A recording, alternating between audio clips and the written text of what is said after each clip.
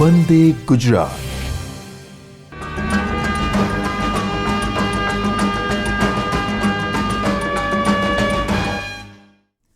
આપ સૌનું સ્વાગત કરું છું દર્શક મિત્રો.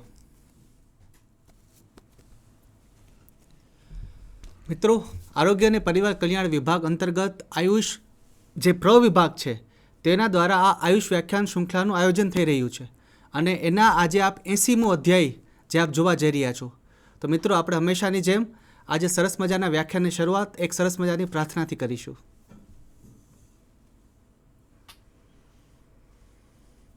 અખંડ મંડલાકારમ વ્યાપ્તમ યેન ચરાચરમ તત્પદમ દર્શિતમ યેન તસ્મૈ શ્રી ગુરુવે નમઃ. અજ્ઞાનાંધકારસ્ય જ્ઞાનાંજનશલાકયા ચક્ષુરન્મિલિतं યેન તસ્મૈ શ્રી ગુરુવે નમઃ. ગુરુર્બ્રહ્મા ગુરુર્વિષ્ણુ ગુરુર્દેવો મહેશ્વર ગુરુ સાક્ષાત પરમ બ્રહ્મ તસ્મૈ શ્રી ગુરુવે નમઃ. તસ્મૈ શ્રી ગુરુવે નમઃ.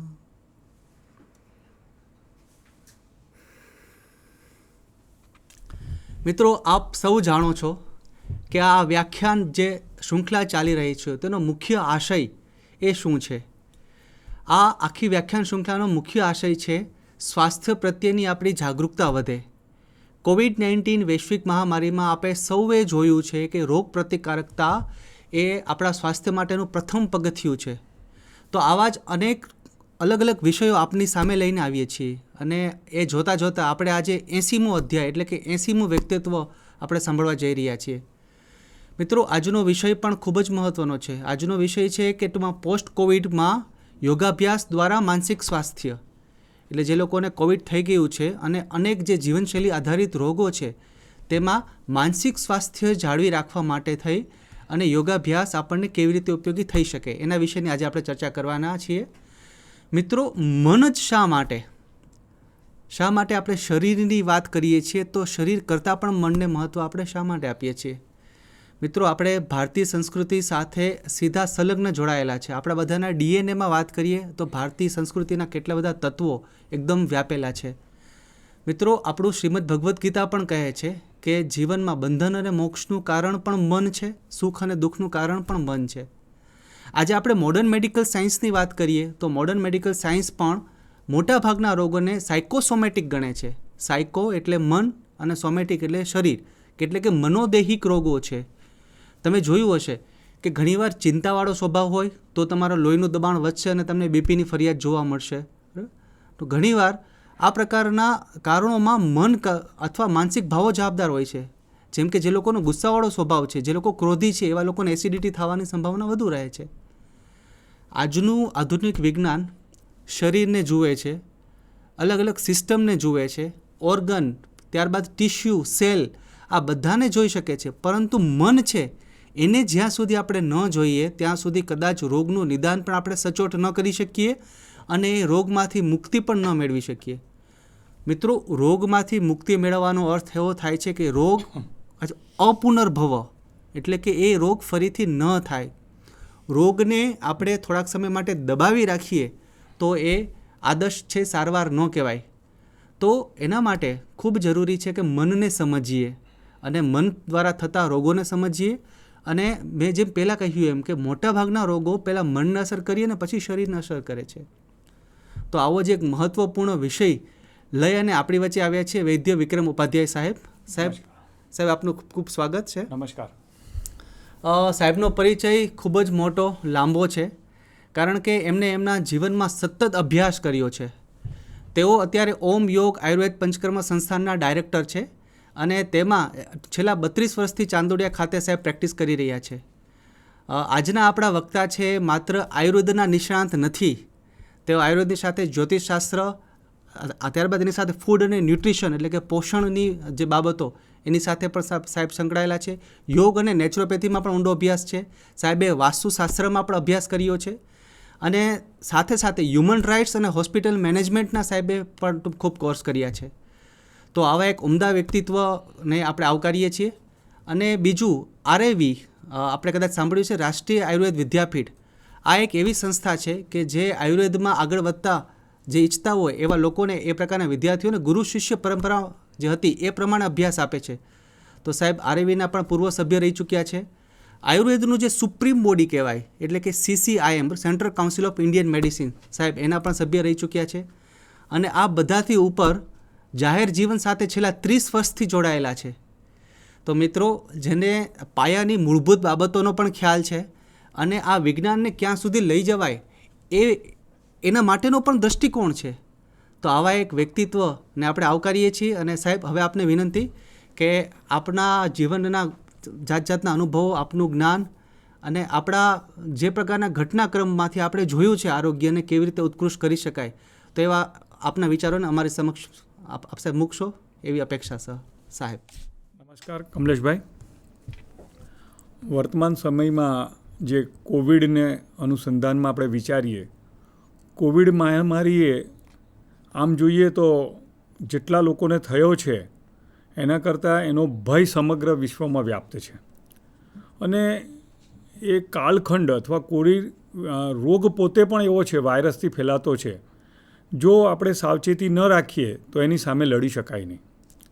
એટલે ભયની આવશ્યકતા છે, પણ એટલો બધો ભય કે કેટલાક લોકોને કોરોના નથી થયો છતાં પણ કોરોના થયો હોય એના કરતાં પણ પોતે પોતાના શરીરને નુકસાન કરી નાખ્યું છે. માનસિક રીતે નુકસાન કર્યું છે, શારીરિક રીતે નુકસાન થયું. એમાં પણ જ્યારે પરિવારમાં એક વ્યક્તિને કોરોના થાય છે અને ત્યાર પછી એની આજુબાજુ પરિવારના રહેનારા સભ્યોને અથવા કોઈના નજીકના મિત્ર સગાવાલાને હોસ્પિટલાઇઝ કરાય છે અને આગળ છેક ઓક્સિજન લેવલ સુધીની ટ્રીટમેન્ટ, અને કોઈ પોતાના પરિવારજન ગુમાવે છે, એ લોકોના પરિવારના અને એ લોકોના નજીકના માણસોની એક માનસિક સ્થિતિમાં બહુ મોટો તકલીફ ઊભી થતી હોય છે.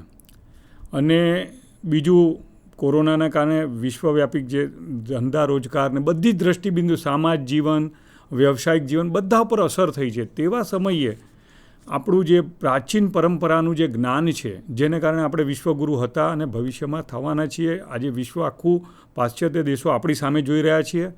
અને હું વારંવાર એવું અનુભવું છું કે 2015 પહેલાંનું વિશ્વ યોગની દ્રષ્ટિએ અને 2015 પછીનું વિશ્વ, અને વિશ્વ ભારતને જે રીતે જોવે છે, અનેક ચિકિત્સા પદ્ધતિ છે, એલોપેથી, આયુર્વેદ, હોમિયોપેથિક, યુનાની બધી જ છે.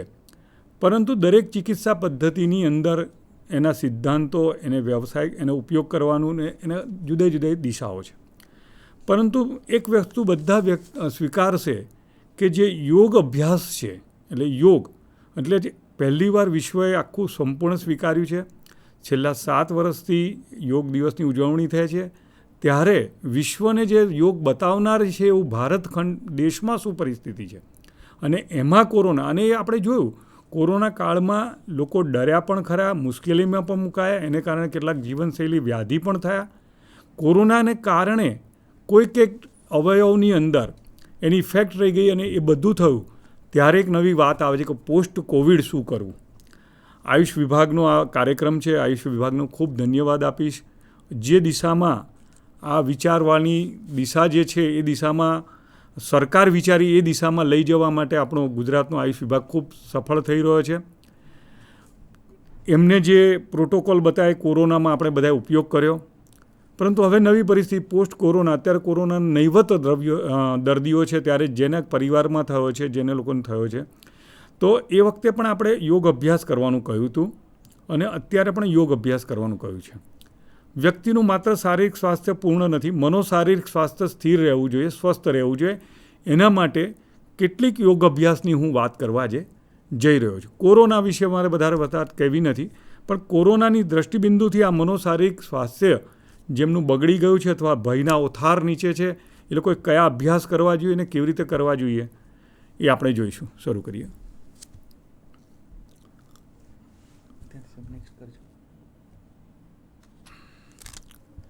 તો યોગ અભ્યાસ પહેલાં આપણે યોગ એટલે શું એ સમજીશું. જેમ વિશ્વની અંદર ઘણી મહત્ત્વની બાબતો છે જે વ્યક્તિના પોતાના સમજણની બહાર છે, ધર્મ છે, ઈશ્વર છે, મહાશક્તિ છે, એના વિશે જુદી જુદી ખ્યાલ હોય છે. તો યોગ અભ્યાસ કરવાની જે વાત છે એટલે ભારતીય પરંપરામાં મહર્ષિ પતંજલિ અષ્ટાંગ યોગ અને હઠયોગ પ્રદીપિકા દ્વારા આખો આ પ્રચાર પ્રસાર થયો. તો યોગ એટલે શું? અત્યારે આપણે વાત નીકળી કે રોગ ભગાડે એટલે યોગ. તો રોગ ભગાડવા માટે યોગ હતો નહીં. ભવવ્યાધિ નામનો જે રોગ છે, વ્યક્તિનું જે જીવન છે, જીવન આવે છે, જન્મ થાય છે, મૃત્યુ થાય છે, એમાંથી દૂર થવા માટે, એટલે પરમાત્મામાંથી છૂટો પડેલો આત્મા ફરી પરવા, એના માટેનો પ્રયત્ન આ ઋષિઓ કરતા હતા. પરંતુ બાય પ્રોડક્ટ તરીકે તમે જ્યારે યોગ અભ્યાસ કરો છો, એ પ્રાણાયામ કરો, આસન કરો, પ્રત્યાહાર કરો. પ્રત્યાહાર કરો એટલે કોઈ જગ્યાએ વિષયમાંથી મન પાછું ખેંચી લો, તો એને કારણે તમે ચંચળ મન કોઈ ખોટો આહાર વિહાર નહીં કરે, એટલે ફાયદો થશે, એટલે તમારું સ્વાસ્થ્ય જાળવણી થશે. તો રોગ મટાડવા નથી, પણ ચોક્કસ યોગ અભ્યાસથી રોગ મટે છે, યોગને ફાયદો થાય. બીજું, ઘણા સ્ત્રીઓ એવું માને છે કે એનાથી યૌવન ટકી રહે છે. ચોક્કસ તમારે એક એક સેલ જો શુદ્ધ થાય તો આખું શરીર શુદ્ધ થાય, અને શુદ્ધ શરીર હંમેશા ચમકાટ આપે. નિત્ય નૂતન ચિર સનાતન આપણા હૃદયમાં ભરી ગયું છે. હંમેશા નવા રહેવું અને હંમેશા યૌવન રહેવું એ આપણી એકદમ સ્વપ્ન નહીં, કલ્પના નહીં, આપણો વિચાર છે. ત્યારે આ યોગ એ મહત્ત્વપૂર્ણ બાબત બને. પરંતુ માત્ર એના માટે પણ યોગ નથી. કોઈ ચમત્કાર કરવા માટે યોગ નથી. પહેલાં યોગીઓ, એટલા માટે મારે વારંવાર કહેવું, 2015 પહેલાં યોગ વિશેની ધારણા ભારતીયોમાં, વિશ્વના લોકોમાં જે હોય, પણ ભારતીયોમાં એક કલ્પનાથી તમારો 20-25 વર્ષનો છોકરો યોગ અભ્યાસ કરવા માંડે, આજથી 25-30 વર્ષ પહેલાં, અથવા છોકરી કરવા માટે, તો મા બાપ ચિંતા કરે કાલ સવારે સંસારમાં નહીં જાય, કામ ધંધો નહીં કરે, એવી કલ્પના હતી. યોગ કોના માટે છે? સાધુ સંતો માટે છે, જેને સંસાર છોડી દીધો છે. પણ ખબર પડી કે જે સાધુ સંતો સંસાર છોડીને બેઠા છે, એમને તો કોઈ ટેન્શન છે નહીં, એમને કોઈ ચિંતા જ નથી, એમને મન શાંતિ રાખવાના પ્રયોગો એમને ઓલરેડી કરી ચૂક્યા છે. પણ જે નટ જે દોરડા ઉપર ચાલે છે, એ રીતે સંસારિક જીવન જીવે છે, વ્યવસાયિક જીવન જીવે છે, પારિવારિક જીવન જીવે છે, એને સતત તણાવ રહેતો હોય છે. ત્યારે એના પોતાના શરીર સાથે જોડાવા, પોતાના મન ઉપર ચોક્કસ પ્રકારનું નિયંત્રણ, દિશાસૂચનવાળું નિયંત્રણ કરવાની જે આવડત કરી શકાય, એ યોગ અભ્યાસ છે. તો યોગ દરેક વ્યક્તિ માટે છે, સાધુ સંતો માટે છે, એવું કશું છે નહીં. એટલે આ બધું સમજીશું. બીજું, આ કેટલીક અડસત્ય અને ભ્રામક માન્યતાઓ આપણે દૂર કરવાની વિષયની વાત કરી. વિશ્વ આખાએ યોગ સ્વીકાર્યું, યોગ કરે છે. 30% લોકો સવારે ઉઠીને કોઈના કોઈ રીતે આસન પ્રાણાયામ કરે છે, એવું સર્વે થયેલો છે. USA અને યુકેમાં લોકોએ સૂટ બૂટ પહેરીને યોગ કરે છે, કારણ કે એમની પાસે સંપૂર્ણ માહિતી નથી યોગ અભ્યાસ કરવા માટે શું કરવું. એમાં એમનો વાંક નથી. ધીરે ધીરે 7 વર્ષ થયા છે, એક સમયે એ બધું જ ભારતીય પરંપરા પ્રમાણે શીખી જશે. પરંતુ મારે જે વિષય કહેવાનો છે કે જો તમારી માનસિક સ્વાસ્થ્ય ઉપર અસર કરનારી જે વિષય છે એ આપણી આધ્યાત્મિક અને ધાર્મિક પૃષ્ઠભૂમિના આધાર હશે, તો તમે સહજતા, તમે અહીંયા જોઈ શકો છો કે USA અને બીજા વિદેશોમાં આવી ઘટનામાં 9-10 વર્ષનું બાળક કોઈ ચીડાવે તો એના સ્ટાફ સહપાઠીઓને ગોળી મારી દીધી. તમે જુઓ, એનું કારણ છે એને જે સમજણ આપવામાં આવી છે, જે ભારતીય પરંપરામાં છે. આપણે ત્યાં બાલ મંદિરમાં કયા ગીતો વાગે? મારા પ્રભુજી તો નાના છે, મુજમાં છે ને તુજમાં છે. તમે દરેકની પોતાની આગવી સંસ્કૃતિ હોય, પણ સંસ્કૃતિના જે મૂળભૂત પાયાના સિદ્ધાંતો, જેને કારણે માનવ જીવન ટકી રહે, અથવા એકબીજાનો જે વ્યવહાર છે એ શીખવાડવાનું જો કોઈ શ્રેષ્ઠ કામ કરી શકતું હોય તો ભારતીય પરંપરા છે, અને એ યોગ છે. યોગ મનુષ્યને સાચી દ્રષ્ટિ, કોઈ બાળકને, બીજા બાળકને ઇરિટેટ કર્યો, કોઈ વ્યક્તિએ કોઈ વ્યક્તિની ઉપર કોઈ હુમલો કર્યો, એની સામે કેવી રીતે રિએક્શન આપવાની જે આવડત છે એ આસન પ્રાણાયામથી માંડીને અષ્ટાંગ યોગ શીખવાડે છે. મારું આટલું જ કહેવાનું છે. અને અષ્ટાંગ યોગનો અભ્યાસથી તમે આ પ્રકારની માનસિક સ્વાસ્થ્ય, આજે તમારી પર કોઈએ હુમલો કર્યો, વાયરસે કર્યો, બેક્ટેરિયા કર્યો અને રોગ થયો, જેને કારણે તમે અશક્ત થઈ ગયા, તમે તમારું પોતાનું કામ નથી કરી શકતા, એવી સ્થિતિમાં તમે કેવી રીતે કામ કરી શકશો એ પણ તમને શીખવાડે છે. તો બહુ વધારે વાત ન કરતાં આપણે આગળ વધીશું. વિશ્વ સ્તરે મેં પહેલાં પણ જે વાત કરી, યોગનું યોગા થાય અને પછી આપણે અહીંયા સ્વીકારીએ, એ પહેલાં આપણે સ્વીકારી લીધું. યોગની દૃષ્ટિએ આપણે ખૂબ સદનબી બન્યા છીએ. એનું કારણ એક જ છે કે એ પ્રકારની વિચારધારાવાળા વ્યક્તિત્વ આપણા પરમ આદરણીય નરેન્દ્રભાઈએ વિશ્વને કન્વિન્સ કરી દીધું. માત્ર કન્વિન્સ ન કર્યું, એની પાછળના દરેક સંદેશો, હું યોગનો વિદ્યાર્થી તરીકે ચોક્કસ કહું, પહેલાં યોગ અભ્યાસ ઉપર ધ્યાન આપ્યું હતું. અને દર વર્ષે ભારતનું આયુષ વિભાગ એક સૂત્ર આપે છે યોગ દિવસે, સંભાવનાઓ કો સંભવ બનાવે, ચલો યોગ કરે. એની પાછળનો હેતુ એ છે કે વ્યક્તિ પોતે એટલો સરસ વ્યક્તિત્વ ધરાવે જેને કારણે એના પરિવાર સુખી થાય, પરિવારને કારણે ગામ, સમાજ અને ગામ અને વિશ્વ કલ્યાણ થાય, એવી કલ્પના છે. પહેલાં આત્માનું પરમાત્માથી આપણે છૂટા થઈ અને શરીર ધારણ કરી દીધું છે. હવે આપણે ફરી પરમાત્મા માટે જોડાવાની જે વાત છે એ આ બધાની આવશ્યકતા નથી. 80% લોકોની કલ્પના એ છે, અને આપણે જોઈએ છીએ છેલ્લે જે વાક્ય છે, એટેન્શન આપણે બધે જ રાખીએ છીએ. અત્યારે વોટ્સએપ અને ફેસબુકની દુનિયાની અંદર જે આપણે જોઈએ બધે એટેન્શન રાખીએ, આપણું કોન્સન્ટ્રેશન ક્યાંય નથી. એનું કારણ શું છે? તમારું જ્યાં શરીર છે ત્યાં તમારું મન નથી.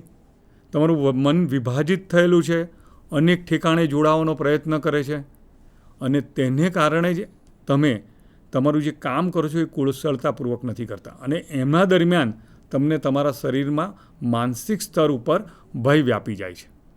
તો તમારે માનસિક સ્તર ઉપર ભય ન વ્યાપે એના માટે તમારું શરીરનું જોડાણ મન સાથે કરવાનું તમને યોગ શીખવાડે છે.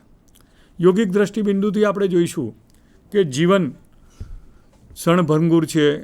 જો આપણે પ્રાણીની જેમ માત્ર શરીરમય જીવન જીવીએ, એટલે સ્થૂળ શરીરથી જીવીએ, તો બળપણથી ઘણપણ આવે ત્યારે મોટો પ્રશ્નાર્થ થઈ જાય, ચિંતા, મેં જીવનમાં શું કર્યું, કશું કરી શક્યો નહીં, શું માટે આમ થયું. તો એ સમજવા માટે મનુષ્યએ માત્ર સ્થૂળ નહીં, સૂક્ષ્મ શરીર, યોગિક દૃષ્ટિબિંદુથી સ્થૂળ, સૂક્ષ્મ અને કારણસરોનો અભ્યાસ કરવો જોઈએ. મનુષ્ય અંતે ગમે ત્યારે આ પૃથ્વી પર આવ્યો તો એ રીતે જવાનો છે. એની મર્યાદા છે. ગમે તો શક્તિશાળી માણસ હોય, ગમે તેટલો સારું સ્વાસ્થ્ય ધરાવતો હોય, પણ ધીરે ધીરે એનું શરીર સીર્યતી શરીરમ જીર્યતી શરીરમ પ્રતિપળ સીર્યતી જીર્યતી શરીરમ, એટલે શરીર જીર્ણ થાય છે અને છેલ્લે મૃત્યુ પામે છે. આધુનિક દૃષ્ટિબિંદુથી આપણે ફરી પણ મેં એ જ વાત કહ્યું કે સૂક્ષ્મ અને સ્થૂળનું, તમારું સૂક્ષ્મ અને સ્થૂળ શરીર જીવડાશે તો તમારી માનસિક સ્થિતિ એવી સ્પષ્ટ હશે કે એને કારણે તમે કોઈ વ્યાધિના ભોગ નહીં બનો. ભૌતિક દિનચર્યામાં આપણે દોડાદોડ કરીએ છીએ અને એના કારણે વ્યાધિવાળા થઈએ છીએ. ત્રિવિધ વ્યાધિ છે અને જરા પણ એક મોટામાં મોટી વ્યાધિ છે.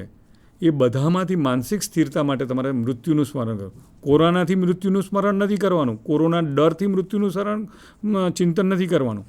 તમારું જે જીવનશૈલી છે એના આધાર ઉપર એ ચિંતન કરવાની આવશ્યકતા છે. 4 પુરુષાર્થમાં તમારે કરવા માટે તમારી માનસિક સ્વાસ્થ્યની, મેં જે કહ્યું મનોશારીરિક સ્વાસ્થ્યની આવશ્યકતા છે. તમે સમજો કે તમારી પાસે ખૂબ પૈસા હશે, ખૂબ બેંક બેલેન્સ હશે, તમારે ભૌતિક સગવડતાવાળો મકાન હશે, પણ તમને કોરોના થયો હશે તો તમે ફરવા પણ નહીં જઈ શકો, એક રૂમમાં ક્વોરન્ટાઇન થઈ રહેવું પડશે. તો મહત્ત્વની વસ્તુ એ સમજવાની છે કે માત્ર સગવડતા કે ભૌતિક સુખો જ તમને સુખ નથી આપતા. હમણાં જે કમલેશભાઈએ કહ્યું તે રીતે તમારું મન એક જ કારણ છે. કોરોના એક વાયરસથી ફેલાતો ડિસીઝ છે જેના સંપર્કમાં આવવાથી બધાને થઈ શકે છે. જો તમારી રોગ પ્રતિકારક શક્તિ સારી હોય તો ઝડપથી મટી જાય, અને જે કંઈ તકલીફ થાય એની દવા ઉપચાર કરવા, એ આયુષ વિભાગની દવા કરી શકો, એલોપેથીની દવા કરી શકો, અને એ દવાને વધારે સારી રીતે અને તમારી માનસિક સ્થિતિ બગડે નહીં, જેને કારણે તમારું ઓક્સિજન લેવલ ઘટે નહીં, તમે ગભરાઈ ન જાઓ, તે માટે તમારે યોગ અભ્યાસ કરવાની આવશ્યકતા છે. આ યોગ માત્ર વ્યાધિથી મુક્ત કરવાની કે ભૌતિક સંપત્તિ પ્રાપ્ત કરવાનો કાર્યક્રમ નથી. આનંદમય જીવન જીવવાનું એક દર્શન છે, એ આપણે સમજીશું. આધુનિક જીવનશૈલી, જે પહેલાં કહ્યું કે માનસિક મનોશારીરિક તણાવ શરીરમાં કેવી રીતે આવે છે, આધુનિક જીવનશૈલીને કારણે, કોરોનાને કારણે તમને વાયરસ ઇન્ફેક્શન થયું, પણ વાયરસ ઇન્ફેક્શન પહેલાં તમારી જીવનશૈલી કેવી હતી? એટલે તો આપણે જોયું કે 75 વર્ષના 65 વર્ષના દાદા દાદીઓ બિલકુલ સ્વસ્થ થઈને 4 દિવસમાંથી હોસ્પિટલમાંથી રજા લઈને આવ્યા. 35 વર્ષનો વ્યક્તિને લાઈફ સપોર્ટિંગ ઇન્સ્ટ્રુમેન્ટ ઉપર જવું પડ્યું. એનું ઓક્સિજન લેવલ, કારણ કે એની જીવનશૈલી ખરાબ હતી, એની રોગ પ્રતિકારક શક્તિ તૈયાર નહોતી, એને કોઈપણ પ્રકારની દિનચર્યાની અંદર પોતાની જાત સાથે જોડાવાનો ક્યારેય પ્રયત્ન નહોતો કર્યો. હંમેશા વિભક્ત ફરતો હતો. ઘરમાં હોય તો મોબાઈલ કરતો હોય, ટીવી જોતો હોય. એ પોતાની જાત સાથે સંવાદ નથી કર્યો. યોગ અભ્યાસ એટલે શું? પોતાની જાત સાથે સંવાદ કરો. અને આધુનિક જીવનની ખૂબ મોટી દોડભાગ છે, સંઘર્ષ કરવાનો છે, સ્પર્ધા છે. તમે જે સ્થાન ઉપર પ્રિન્સિપાલ થઈ ગયા તો એ સ્થાન ટકાવવું છે. તમે ધારાસભ્ય થઈ ગયા છો, તમારે એ સ્થાન ટકાવવું છે. વેપારમાં આટલા આગળ નીકળી ગયા છો તો તમારી ઉપરની કંપનીથી આગળ નીકળવું છે, નીચેની કંપની તમારી શોધે ના આવી જાય. આ બધું જ છે. વ્યક્તિએ પોતાની 24 કલાકની અંદર શરીરને ટકાવવા માટે નિંદ્રા, જે આયુર્વેદની દ્રષ્ટિએ, યોગની દ્રષ્ટિએ સહજ આવશ્યકતા છે, એ નિંદ્રાનો પણ ભોગ આપી દીધો છે સંપૂર્ણ. એટલો બધો રાત્રે વાત કરે કે નાઇટ લાઈફ.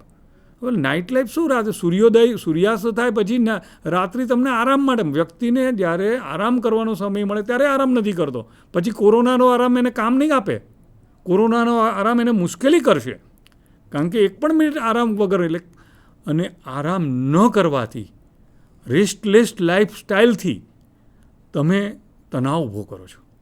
સતત તણાવને કારણે તમારી રોગ પ્રતિકારક, માનસિક સ્તર, અને પહેલાં પણ આપણે વાત કરી, કોઈ પણ રોગ આવતા વાયરસ અને બેક્ટેરિયાથી ઇન્ફેક્ટેડ થયેલા ડિસીઝ સિવાય 80% રોગો હવે આધુનિક એલોપેથી પણ સ્વીકારે છે.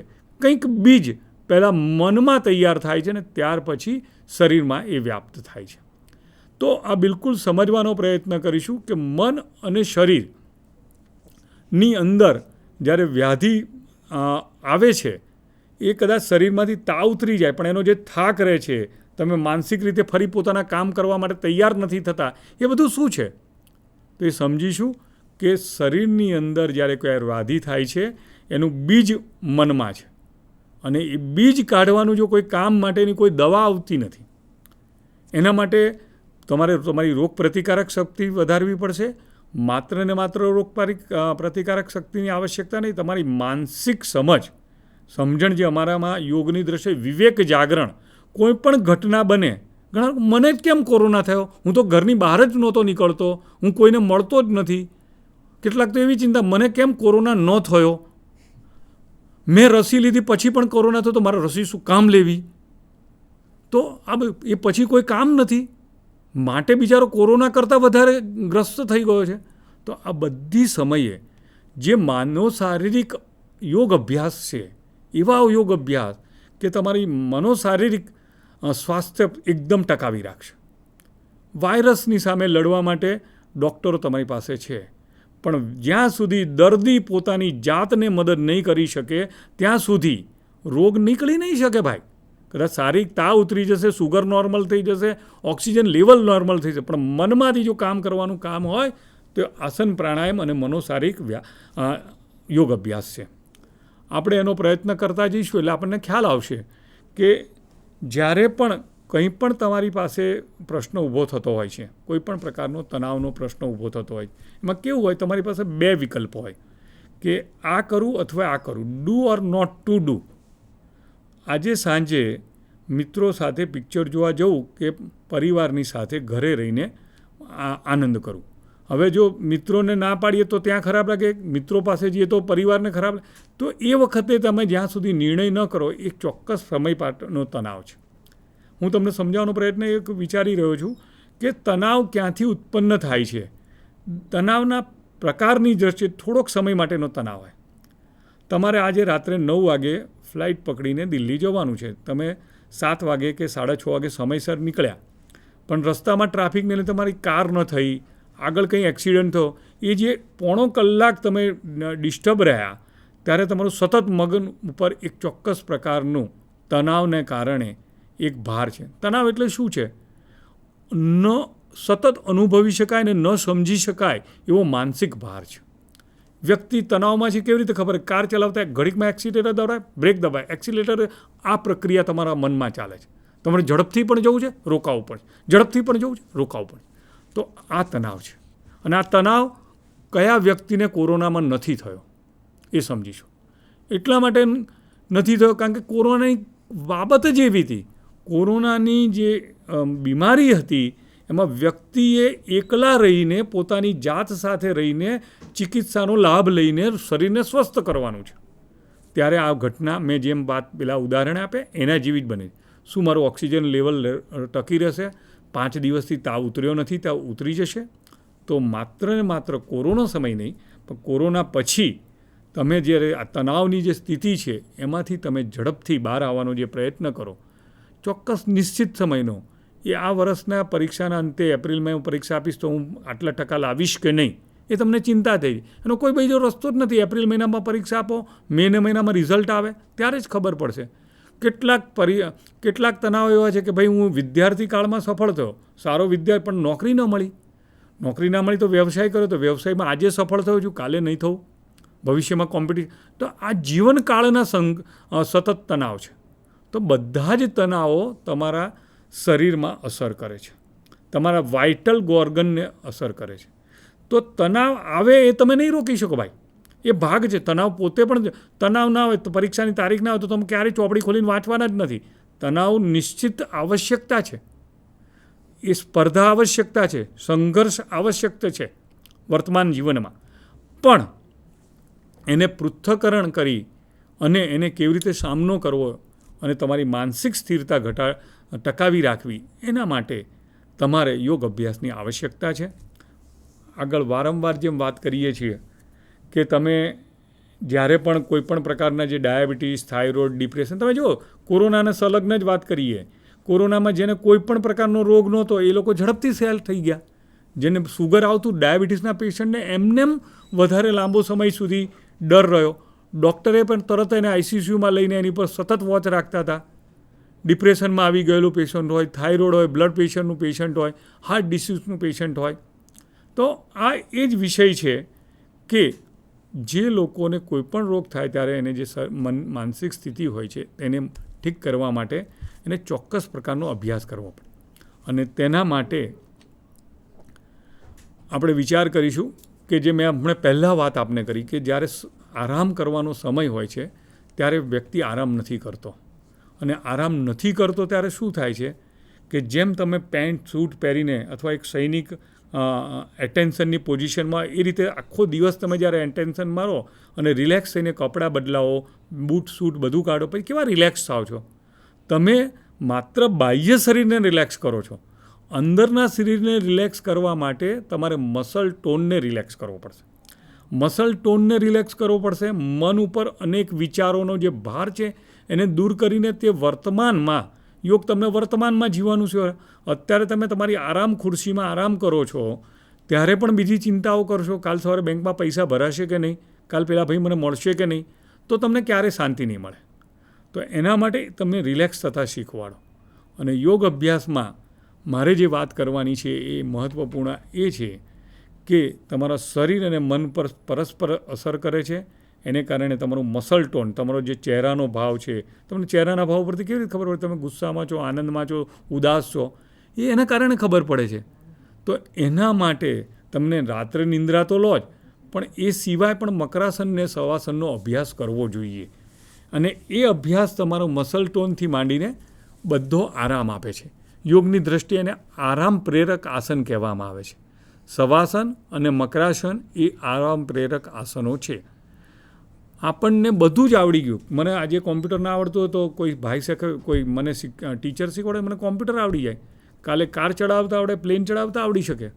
પરંતુ કોઈ પણ કામમાંથી રિલેક્સ કરતાં જે શીખવાનું જે કામ છે એ આપણે પોતે શીખવું પડશે. અને એ યોગ અભ્યાસ શીખવાડશે. અને કેવી રીતે શીખવાડશે? આસન પ્રાણાયામનો અભ્યાસ કરવાનો છે. આસનનો અભ્યાસ કસરતની રીતે નથી કરવાનો.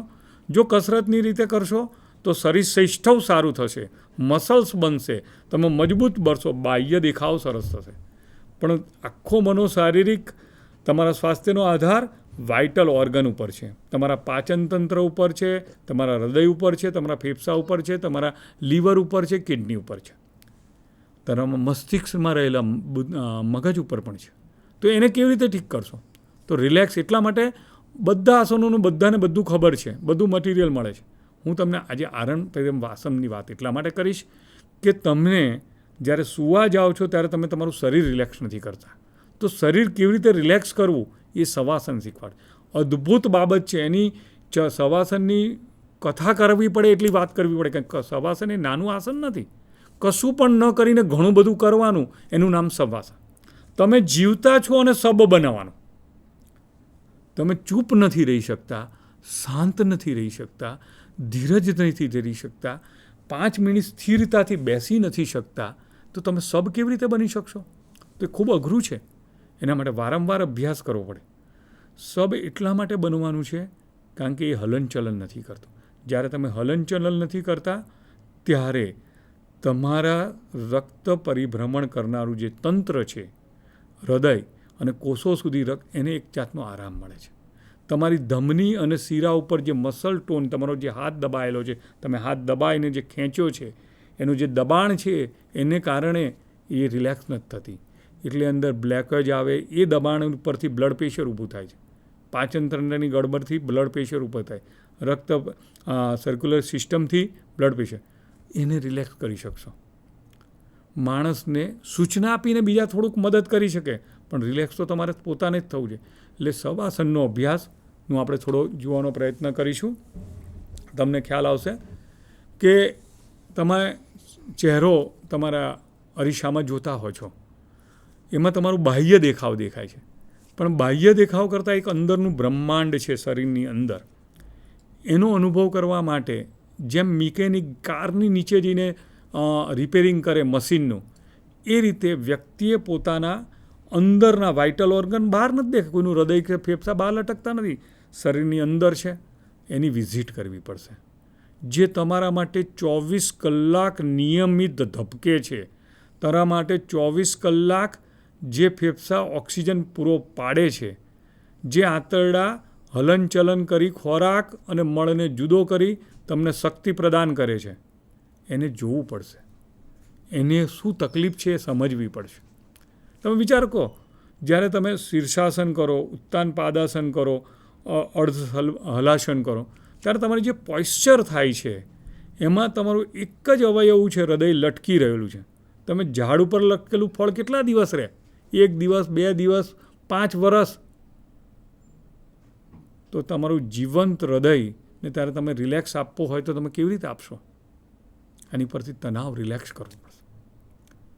તમે જ્યારે શ્વાસ લો છો અને છોડો છો ત્યારે શરીર બિલકુલ છૂટું મૂકી અને રિલેક્સ કરવું પડશે. અને એ તમને શવાસન શીખવાડે છે.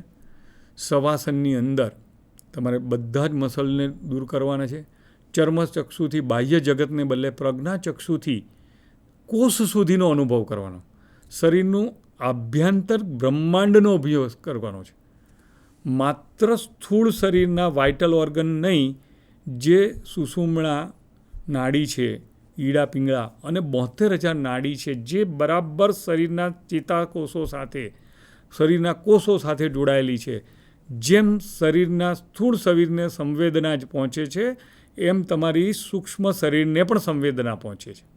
અને સૂક્ષ્મ શરીરમાં જે ભય પેસી જાય છે, સૂક્ષ્મ શરીરમાં રોગ પેસી જાય છે, એ ચેતા નહીં, નાડી દ્વારા પ્રગટ થાય છે. તો જ્યારે તમે અંદરના બ્રહ્માંડમાં જાઓ તો માત્ર સ્થૂળ શરીરને શુદ્ધ નથી કરતા, ચેતાની સાથે સાથે નાડી શુદ્ધિ કરે છે. તો શવાસન, નાડી શોધન પ્રાણાયામ, આ બંને આવશ્યકતા છે. આ હું તમને થિયરીની દ્રષ્ટિએ બતાવું છું. આગળ તમને એના ચિત્રો દ્વારા પણ તમને સમજાવવાનો પ્રયત્ન કરીશ. તમે આ શવાસન જોઈ રહ્યા છો. આ બેન કેટલા રિલેક્સથી સૂઈ છે. તમે જો કોઈ માણસ સૂતા હોય ને તો તમને ખ્યાલ આવે કે અંદર કંઈક મોટી મશીનરી ચાલે છે. ચહેરા ઉપર કેટલાક તો ઊંઘમાં બોલતા હોય છે, ચહેરો કડક કરતા હોય છે. આ બધું શું છે? તમે સાઉન્ડ સ્લીપ નથી રહ્યા, તમે તંદ્રાવાળી નિંદ્રા રહી છે. જો તમે શવાસનનો અભ્યાસ કરશો તો તમે જ્યારે પણ સૂવા જશો ત્યારે તમે સંપૂર્ણ રીતે તંદ્રા રહિત, સ્વપ્ન ઓછાવાળી નિંદ્રા કરશો અને ફરી થાક્યા વગર નવી ઉર્જા અને ઉષ્મા સાથે આગળ વધશો. મકરાસન, જેમ પીઠના આધારે શરીરને રિલેક્સ કરવા માટે શવાસન, બધા એની મોટી બધી વાતો થાય છે. હું ટૂંકમાં તમને એનો પરિચય કરાવું છું. જેમ કોઈ મીઠાઈનો સ્વાદનો ચાખવા માટે આપે ને કારણ કે આની તો બહુ લાંબી વાત છે, પણ આજે આ વિષય શું કર્યો છે ને, કોરોનાની સામે લડવા માટે તમારે શરીર અને મનને રિલેક્સ કરવું પડે માટે હું આ વાત કરી રહ્યો છું. એવી જ રીતે મકરાસન. મકર એટલે મગર, જેમાં પહેલાંમાં સબ થવાનું, આમાં મકર જેવું થવાનું. મગર તો સૌથી આળસુ પ્રાણી છે ભાઈ. આળસમાં એનો પહેલો નંબર આવે. એની જો કોમ્પિટિશન ઓલિમ્પિક હોય તો મગરની કોઈ કોમ્પિટિશન ન કરી છે. તો આપણે મગર શું કામ બનવું ભાઈ? મગરની જે સ્થિતિ છે એ સ્થિતિમાં તમે જ્યારે આરામ કરો છો અને શ્વસન ચાલુ, તમે મરી તો નથી ગયા. મગર પણ મોઢું ફૂલું રાખીને શ્વાસ લે છે ને છોડે છે. તો એટલે એનો દેખાવ મકર જેવો છે, માટે મકરાસન કહે છે. પણ કરવાનું છે ઘણું ભાઈ. મકરાસનની સ્થિતિની અંદર અને જમ્યા પહેલાં કરવાનું જ ભાઈ. એટલા માટે જમ્યા પહેલાં કરવાનું છે કે પેટ દબાય છે, બરાબર છે. એટલા માટે એ અભ્યાસ કરતી વખતે તમારું પેટ દબાય છે, મગરની પોઝિશનમાં લો છો, અને આ બંને આસનો 2 મિનિટ 2 આસનની વચ્ચે કરવામાં આવે છે. એ રિલેક્સેશન માટે હોય છે. પણ જ્યારે એક સંપૂર્ણ આસન તરીકે જ્યારે એનો અભ્યાસ કરો ત્યારે 20 મિનિટ કરવો જોઈએ.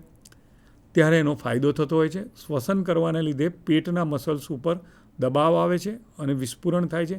એની સીધી અસર આંતરડા અને જઠર ઉપર થાય, એટલે કે પાચન તંત્ર ઉપર થાય. અને એ અસરને કારણે પાચન તંત્રની અંદર જે સ્ત્રાવો છે એની દિવાલમાંથી થાય છે. એ સ્ત્રાવો જો યોગ્ય રીતે થાય તો તમે ગમે પ્રકારનો ખોરાક ખાધો હશે એ પચી જશે, અને ખોરાક પચશે તો સારું અન્ન રસ બનશે અને સારું મળ બનશે. તો એના માટે મકરાસન, માનસિક દ્રષ્ટિએ શરીરને ચિંતન કરવું, શરીરને અનુભવવું. આયુર્વેદે તો બહુ સરસ વાતો કરી. હાથ પગ ધોયા પછી જમવા બેસવું. તમે હાથ પગ ધોયા પછી બેસો, શરીર બોધ થાય. શરીર બોધ થાય એટલે શરીર ભોજન લે છે. આપણે જીભ અને મન ભોજન નથી લેતું ભાઈ. શરીર ભોજન લે છે ને શરીરને ઉપયોગી કરવા માટે છે. અને ઘણા બધા પાસા પાચન તંત્રને સીધો અસર કરે છે. તો મકરાસન ને શવાસન વિશે સમજ્યા. મકરાસનની સ્થિતિ સમજાવવા માટે પ્રયત્ન કરું છું. પહેલો વિષય આ બહુ સ્પષ્ટ છે મારી દૃષ્ટિએ, કે તમે વર્કલોડને કારણે, હેટ્રિક તમારો શિડ્યુલને કારણે તમે કાંઈ પણ રિસેસ નથી રાખી, આરામ લે. તો એટલા માટે મેં આરામ પ્રેરક આસનનો થોડોક અનુભવ કરો. તમારા દિનચર્યામાં તમે વ્યાયામ માટે વ્યવસ્થા રાખી, પોતાની જાત સાથે જોડો, પ્રાર્થના માટે જે એવો સમય એવો કિંમતી કાઢી અને તમારા શરીરને, મનને અને મસલ્સને રિલેક્સ કરો. મસલ્સની સાથે શરીરને અંદરને અનુભવ કરો. તે માટે 2 અભ્યાસ કરવા બહુ આવશ્યકતા છે. મેં બહુ વિચારીને પોસ્ટ કોવિડ તો બધું જ કરી શકશો, પરંતુ ડ્યુરિંગ કોવિડ તમે આ કરી શકો છો. તમારે સ્વાદિષ્ટ ભોજન નથી ખાવાનું, સ્વાસ્થ્યવર્ધક ભોજન ખાવાનું છે, ડૉક્ટરની સલાહ મુજબ દવા લેવાની છે, એ પ્રમાણે દિનચર્યા રાખવાની છે. ત્યારે આ બહુ ઉપયોગી થાય છે. અને પોસ્ટ કોવિડ પણ આ પ્રકારનો અભ્યાસ કરવો ખૂબ આવશ્યકતા છે. હવે બીજી વાત, જ્યારે મનની વાત આવે છે, મન અત્યંત ચંચળ છે. મનને સતત અવલંબન કરવું પડે છે. મન મરકટ જેવું છે. મરકટ એટલો હોશિયાર છે કે તમને કે કૂદાકૂદ કરે છે, પણ કૂદાકૂદ કર પહેલાં પહેલી ડાળી જમીનથી કૂદીને પકડે પછી જ નીચેથી જમીન પરથી પગ ઊંચો કરે છે. ને માણસનું મનનું પણ એવું છે. એક વિચાર પૂરો થાય પહેલાં બીજો વિચાર શરૂ કરી દે, તો જ પેલાને રજા આપે. તો શું કરવું અને ન શું કરવું, આવી દ્વિધાત્મક પરિસ્થિતિમાં આપણે વારંવાર હોઈએ છીએ. સતત મગજની અંદર, મનની અંદર જેમ શ્વસન મિનિટના નક્કી હોય છે કે આટલા શ્વસન કરો અને ચલે વાતે ચલે ચિત્તે નિશ્ચલે નિશ્ચલ ભવ. જો તમે વધારે તમારા વાયુની ચંચળતા હશે શ્વસનમાં, તો વિચારોમાં ચંચળતા વધતી જશે. વિચારોની ચંચળતા વધશે તો વાયુમાં ચંચળતા, તમારું જે શ્વસન છે, શ્વાસ લેવો અને છોડવો, જે નિયમિતતા, લયબદ્ધતા સાથે એક ગતિથી થવો જોઈએ, એ નહીં થાય. કેમ નહીં થાય? તમારી વિચારોની ચંચળતા. તો 1 મિનિટમાં તમારા કેટલા વિચારો બદલાય છે, એ શ્વસનની સાથે જોડાય છે.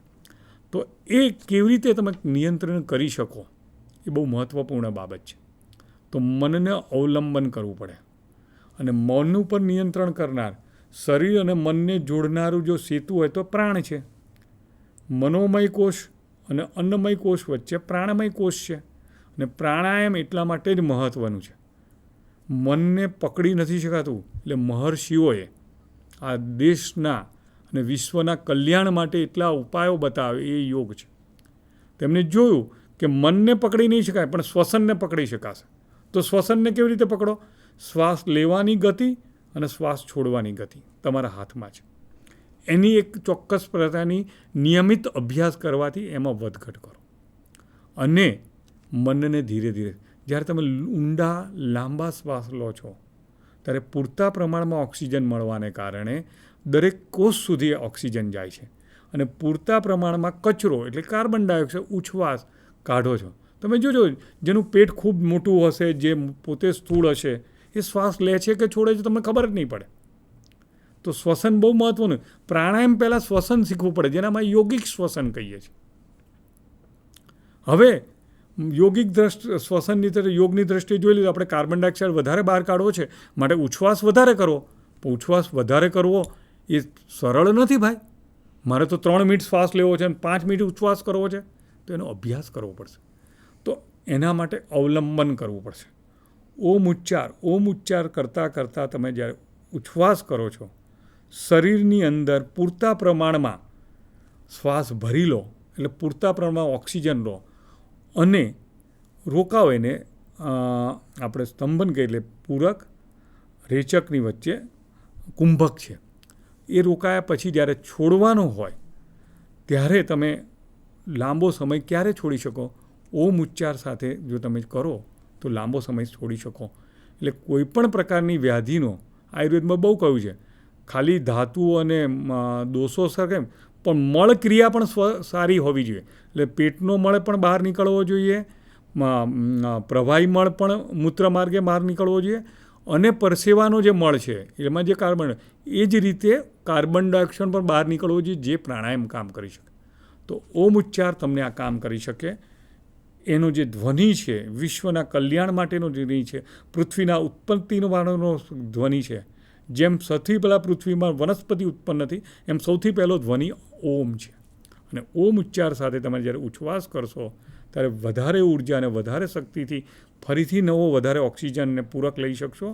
ફરી રેચક વખતે ઓમ ઉચ્ચાર કરો અને ત્યાંથી જેવું તમારા શ્વાસમાં સ્થિરતા આવશે, એટલે અનેકવિધ વિચારો તમારા મન ઉપર હુમલો કરે છે. મન ચંચળતાથી દરેક ડાળી પકડવા જાય છે, દરેક વિચાર સાથે જોડાવા જાય છે, એ સ્થિર થશે. અને એ નિર્ણય કરતાં શીખી જશે કે 5 વિચારમાંથી કયા વિચારની દિશામાં જવાની જરૂર છે. અને આ જ આવડત અને આ જ કુને તમને માનસિક સ્વાસ્થ્ય આપશે. તો ઓમ ઉચ્ચાર. ફરી સૂક્ષ્મ શરીર ઉપર આપણે પહોંચીશું. પહેલાં પણ વાત કરી, મનને શાંત કરવા માટે શ્વસનને શાંત કરવું પડશે, પ્રાણવાયુને નિયંત્રણ કરવો પડશે. પ્રાણાયામ એટલે પ્રાણનું નિયમ, આયામ એક અભ્યાસ. તો એ પણ આપણને ખ્યાલ આવી જશે. ઓને જરા સાયન્ટિફિક સમજાવવાનો પ્રયત્ન કર્યો છે. સમયની મર્યાદા છે, આપણે ઝડપથી જઈશું. બ્રેઇન ફ્લૂઇડ ઉપર અસર થાય છે. ઓ બોલીએ ત્યારે હૃદયમાંથી નીકળીને છેક બ્રેઇન ફ્લૂઇડ એટલે સહસ્ત્રાર ચક્ર સુધી જાય છે. અને એના બધા પ્રયોગો કર્યા છે.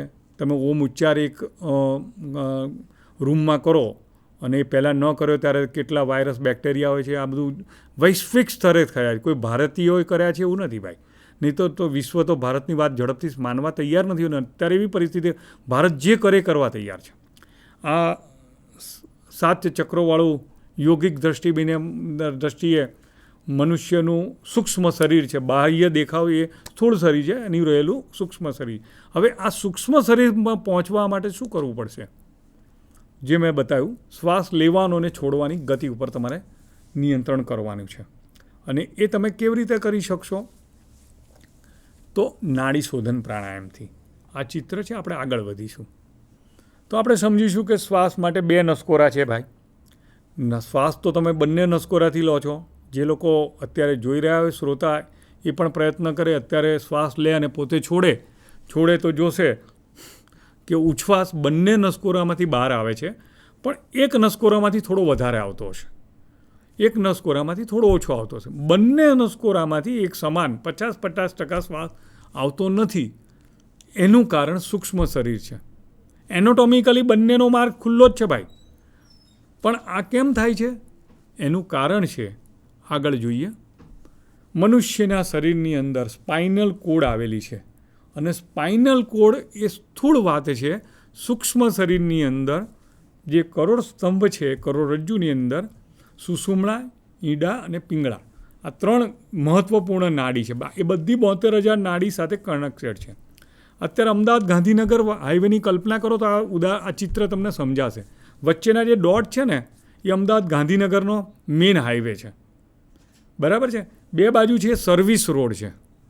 હવે તમે સમજો કે વચ્ચેના રાજમાર્ગ ઉપર તમે જે વાહનો જાય છે એ જો ન જાય તો તમે ગાંધીનગરથી અમદાવાદ કે અમદાવાદથી ગાંધીનગર નહીં પહોંચી શકો, કારણ કે બાજુમાં છે. જ્યારે તમે ડાબા નસકોરામાંથી શ્વાસ લો છો અને એને રોકીને જમણા નસકોરામાંથી છોડો છો, ત્યારે વચ્ચે એટલે ડાબી બાજુ એટલે 16 બાજુથી બીજી દિશા પૂર્વમાંથી પશ્ચિમમાં જાઓ છો ત્યારે વચ્ચે બ્રિજમાં તો આવો જ છો. અને સુષુમ્ણા નાડીમાં જ્યારે પ્રાણનું સંચારણ થાય તો જ તમારું મન શાંત થાય. નહીં તો તમે રાજમાર્ગને સુષુમ્ણા નાડી સૌથી મહત્ત્વપૂર્ણ છે. એટલે જો તમે ડાબી બાજુ જઈને પાછા આવ્યા કરો તો પૂર્વમાંથી પશ્ચિમમાં નહીં જાઓ, પશ્ચિમમાંથી પૂર્વમાં નહીં જાઓ, પૂર્વમાંથી પશ્ચિમમાં માટે વચ્ચે જવું પડશે. એટલે જ્યારે ડાબા નસકોરામાંથી શ્વાસ ભરો અને જમણા નસકોરામાંથી છોડો ત્યારે વચ્ચે તમે જઈ શકો છો. અને એનો ફાયદો થાય છે. ત્યારે તમારે શું કરવું અને ન કરવું એનો નિર્ણય કરવાની જે તમારે સમાન શ્વસન ચાલવું જોઈએ એ આ નાડી દ્વારા શક્ય બને છે. તો નાડી શોધન પ્રાણાયામ ખૂબ આવશ્યક છે. ઝડપથી તમે બે વાત કરી એ સમજી લઈશું. ઉર્જા અને ઉત્સાહ સાથે તમે કરી શકો છો. જ્યારે તમે પ્રાણાયામ કરો છો ત્યારે સ્થૂળ રીતે શરીરની અંદર વધારે ઓક્સિજન મળે છે, વાયુ કોષો વધારે કાર્યરત થાય છે. આપણા દરેક કોષોમાં ઓક્સિજન વધારે મળે છે.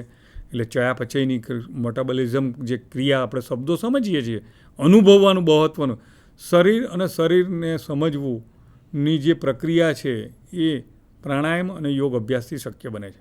અને એવી જ વસ્તુઓની મેં આજે વાત કરવાનો પ્રયત્ન કર્યો કે શરીર અને મન બંને ઉપર અસર કરે છે. કારણ મનોશારીરિક છે અને પોસ્ટ કોવિડ મનોશારીરિક કાર્યક્રમ છે. તો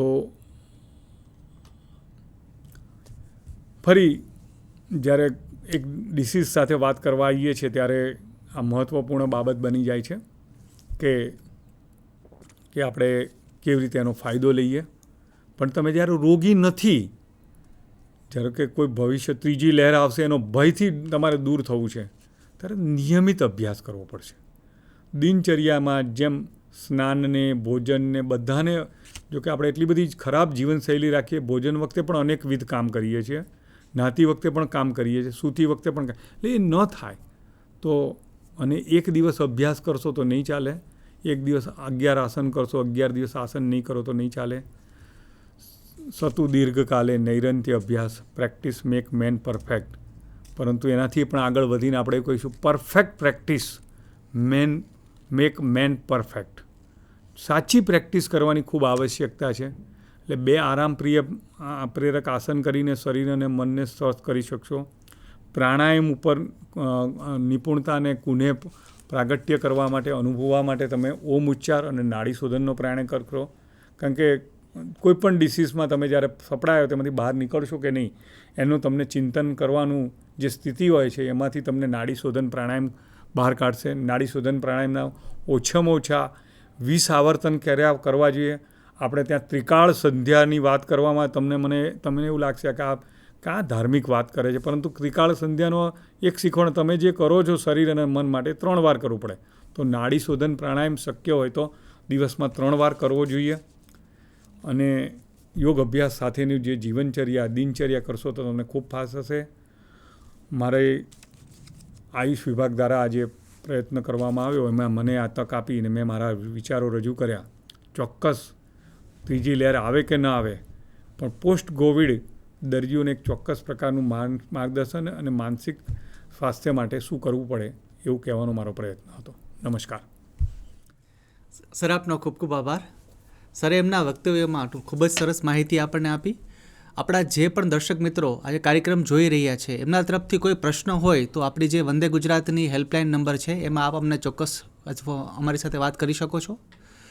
સર, સામાન્ય રીતે અત્યારે યોગ અને પ્રાણાયામની વાતો ખૂબ થાય છે, પણ પ્રાણાયામનો આપણે વધુમાં વધુ લાભ લેવો હોય તો પ્રાણાયામ કરતી વખતે કઈ કઈ બાબતોનું ધ્યાન રાખવું જોઈએ? આપના કોઈ દર્શક મિત્રો તરફથી ફોન આવે ત્યાં સુધી આપણે થોડી ચર્ચા કરી લઈએ.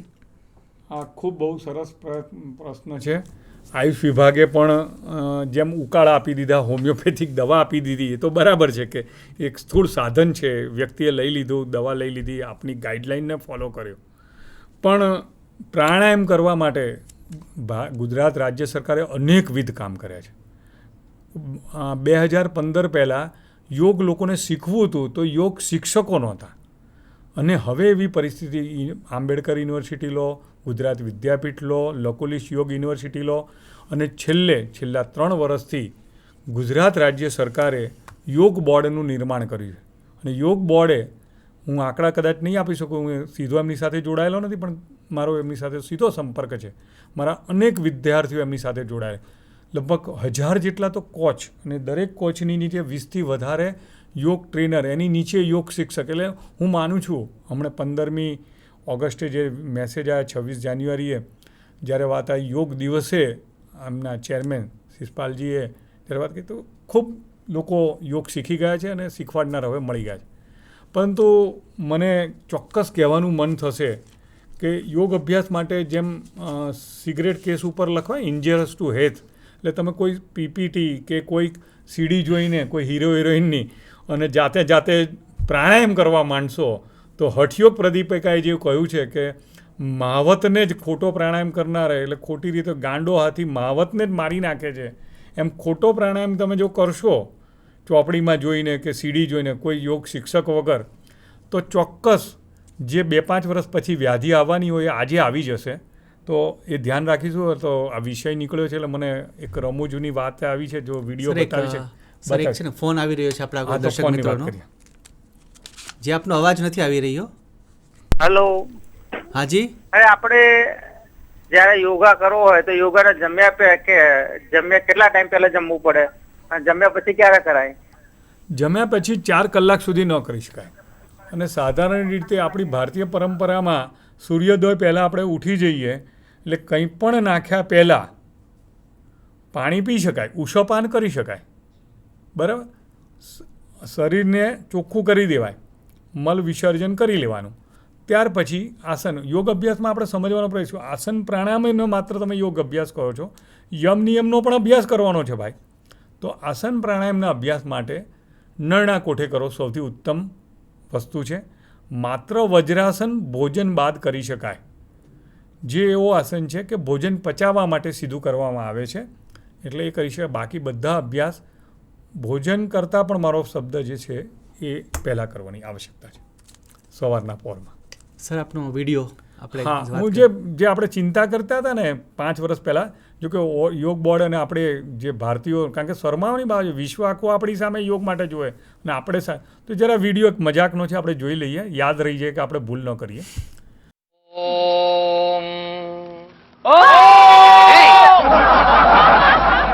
ધીમે બોલો ભાઈ, ધીમે. ઓમ તરીકે ઓમ બોલો. એ ગલુડિયા શું કરે છે? ઓમ તરીકે બોલો. બોલો, હું સાંભળી શકું આમ બોલો. ઓમ બોલો. તમારાથી નહીં થાય, તમારાથી નહીં થાય. હવે બીજું કઈ કરીએ. હા, હવે ઊંડો શ્વાસ લો. શ્વાસ રોકી નાખો. ને પછી શું હતું? પછી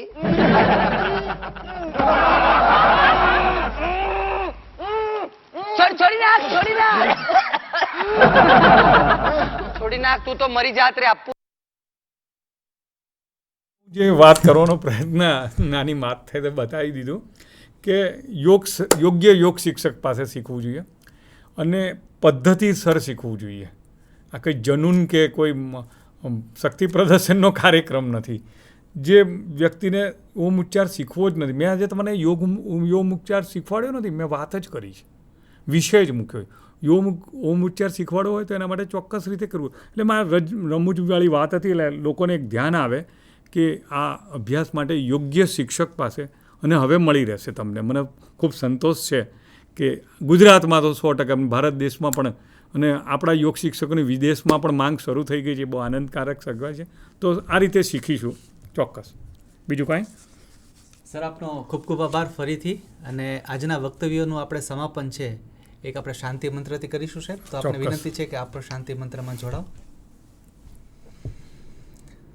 સર્વે સુખિનઃ સંતુ, સર્વે સંતુ નિરામયા, સર્વે ભદ્રાણિ પશ્યન્તુ, મા કશ્ચિદ દુઃખ ભાગ ભવેત, મા કશ્ચિદ દુઃખ ભાગ ભવેત. ઓમ શાંતિ શાંતિ શાંતિ.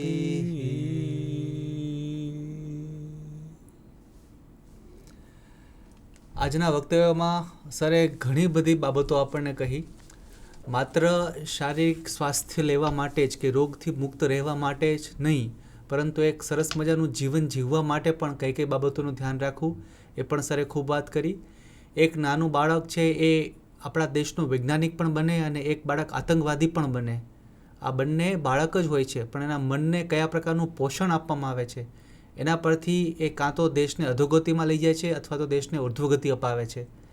તો મનને સમજવું ખૂબ જ જરૂરી છે. પછી માત્ર આરોગ્યની વાત હોય કે જીવનની વાત હોય.